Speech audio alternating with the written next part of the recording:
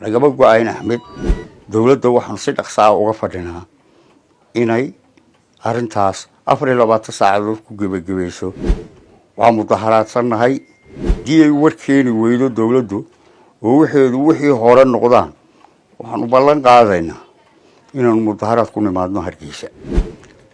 bismillaahir rahmaanir rahiim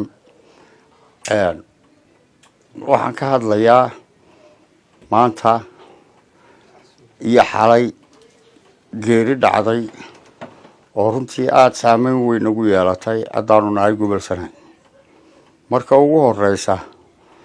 waxaan u tacsiyadeynayaa ehelkii iyo qaraabadii uu ka geeriyooday Ilaahay u naxariisto jannada Ilaahay ha geeye Axmed Cadib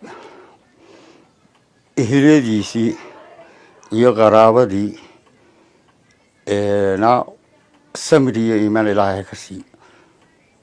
iyo gobol Sanaag oo ninkaas ka baxay dhamaantayo waxaanu la murugeysanahay haddii alla ku rooyay dilka dhacay yaanaan garanayn qaab uu dhacay. ninkan Ilaahay u naxariistay Axmed wuxuu ahaa mujaahid oo ahaa marka mujaahidnimada gobolka laga yimaado wuxuu ahaa oday nabadeed runtii qayb weyn ka soo qaatay nabadii gobolka dhamaantii wax weyn bay u noqonayaan. waa mudaharaadsannahay dee laba kuuray waxaanu u mudaharaadsannahay Axmed Cadib waxaanu leenahay waxaa sababay Axmed inuu dhinto dawladda waxaan si dhaqso ah uga fadhinaa inay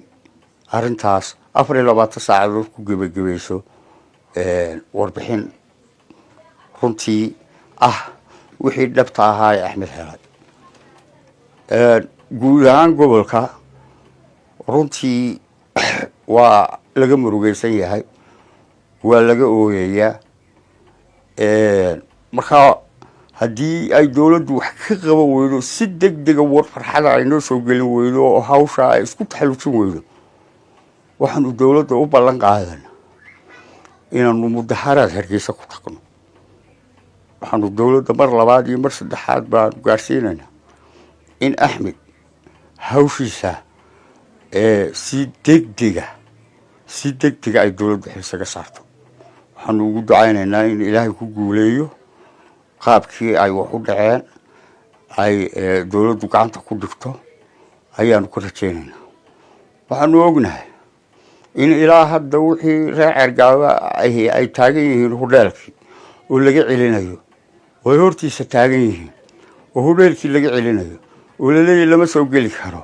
oo la leeyahay hudheelkii anaga haysana hadeerna ay ahayd intii waxay ka soo wareegtay 10 saacadood iyo dheeraad. marka dawladda waxaan u sheegaynaa in ay dawladdu ku taxalluujiso in ay dadka kaga soo farxiso dhammaantood dadka haddii alla ku rooyay oo war xaqiiqa oo ay dib ugu fadhiistaan inay dawladdu keento baan ka rajaynaynaa. haddii ay warkeeni weydo dawladdu oo wixii hore noqdaan waxaan u ballan qaadaynaa inaan mudaharaad ku nimaadno Hargeysa oo burco soo dhaafno oo Hargeysa ku nimaadno oo haddii alla ku rooyay aan wax walba jijibino wax walba lagama go'ayn Axmed sayeeshee hadday timi maalintiisii oo aanan ka xumayn haddana